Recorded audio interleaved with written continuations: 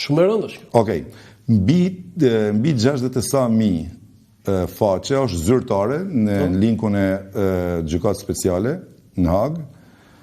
Mbi 63.000-4.000 faqe janë të marrë nga shërbimi sekret serb, është publik, do të thotë është informacion publik. E tash paramendon në bazë çkapi gjykohen liderët e UÇK-s.